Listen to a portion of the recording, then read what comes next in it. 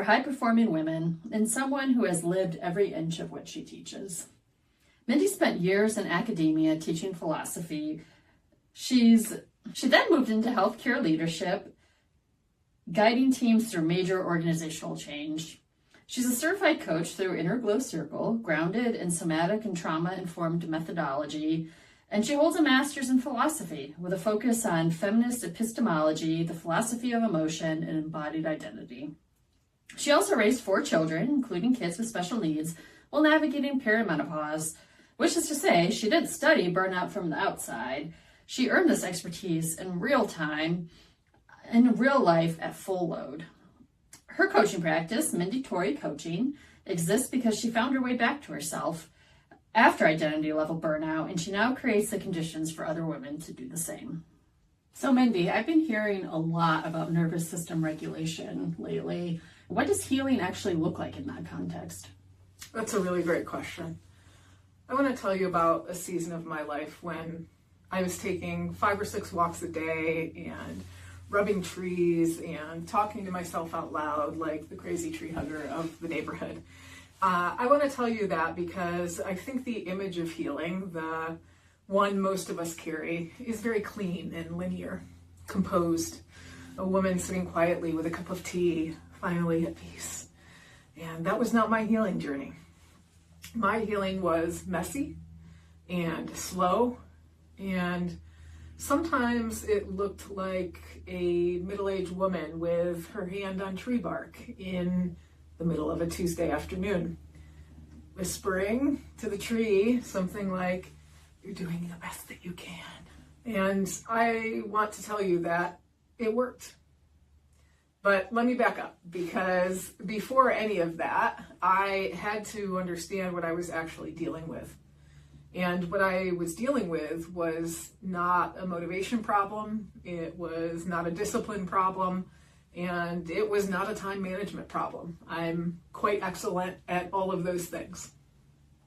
What I was dealing with was a nervous system problem. I was dealing with a nervous system that had been under chronic stress for so long, running self-abandonment logic so faithfully that it no longer knew what safety felt like. I didn't know I was in that state.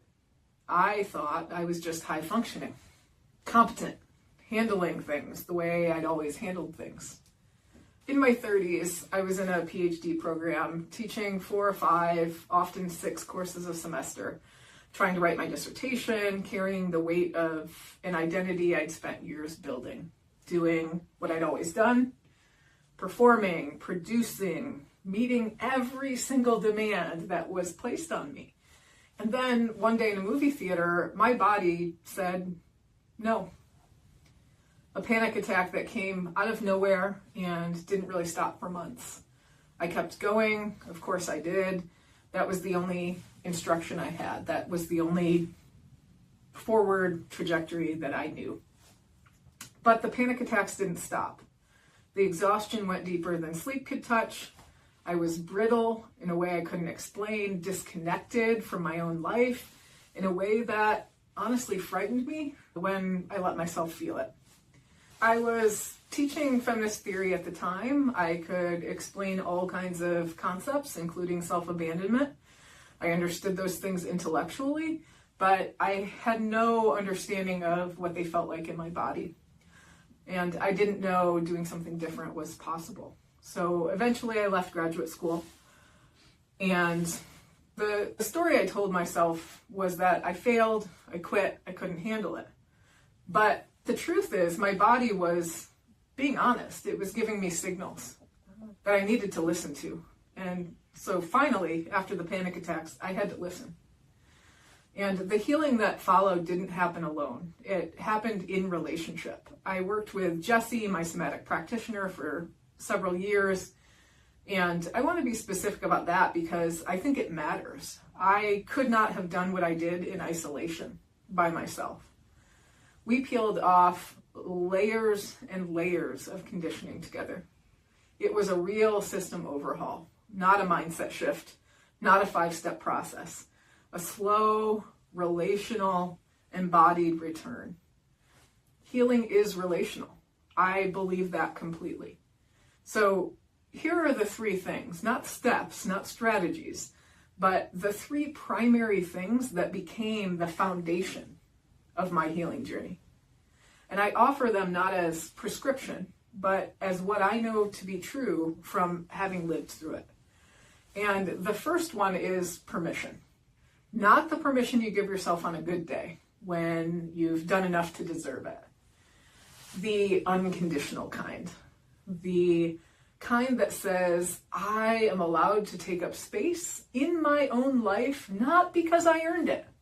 I'm allowed to take up space today because I exist. This sounds simple, but in practice, it's not simple. For women who've been running the logic of self-abandonment for decades, giving themselves permission, real permission in their bodies, not just as a concept. It's a practice. It's not a one-time decision. It's a decision they have to make over and over and over again. So you practice it in small moments. The moment your body says no, and you pause before you override it. The moment you say, I need a minute, and you mean it. The moment you book the appointment, take the walk, don't answer the email, and you don't apologize afterward.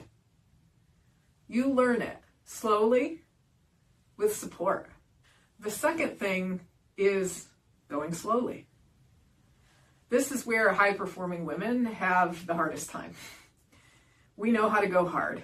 We know how to commit and deliver and be consistent in the way that gets things done. We are very good at intensity. Healing doesn't work in intensity. It works in consistency. Small, repeated inputs. Practices that are gentle enough to do on the hardest days, not just the good days. Your nervous system learns safety through repetition, not through big breakthroughs, through slow, safe, consistent practice. I still go on walks, not 5 or 6 a day anymore, but I still walk. I still put my hand on trees. I still slow down when my body asks me to, much more often than I used to. Not perfectly, but much more often than I used to. And the consistency of that over months, over years, is what changes the nervous system. Not the dramatic gesture, the quiet, repeated return. The third thing is self-compassion. And I want to be very precise about what I mean here, because self-compassion is not the same as self-indulgence. And it's not positive affirmations, and it's not being easy on yourself when you've genuinely made a mistake. Self-compassion is learning to speak to yourself the way you would speak to someone who you love, who is suffering. That's it. That's the whole thing. For most of the women I work with, that practice is revolutionary. Not because it's complicated, but because the voice they've been using, the one that says, what is wrong with you? You should be able to handle this. Why aren't you further along? That voice has been running so long, it sounds like the truth. It sounds like who they are. It feels like identity. But it's not who they are. It's the inner critic doing its job, trying to protect them from something it learned to be afraid of a very long time ago. When I was in the thick of my healing, I started talking to myself out loud on those walks, actually out loud. Things like, you're doing the best you can in a really difficult situation, Mindi. Of course you feel that way. Look at what you've been carrying. You're enough. There's nothing you need to do right now, Mindi. You deserve your own attention. And I'd like to say I felt ridiculous saying those things at first, but I really didn't. Because what happened was I felt something quiet. A little bit of loosening in my chest. The bracing, easing just slightly. And that's not nothing. That little bit of loosening accumulated over time, that's everything. And what I want women to take from this is not a plan, but possibility. The version of you that has been running old logic, carrying everything, waiting for reciprocity that never quite arrives, she is not broken. She's just running old code. Code she downloaded before she had any say in the matter. And old code can be updated. Not all at once, not through force, but slowly, with support, in relationship, in an environment of safety, with a practitioner, with a community, with a version of yourself that is finally, gradually, ready to start coming home. I'm Mindi Torrey. I'm a burnout and capacity coach for high-performing women, and everything I just described is the foundation of the work I do.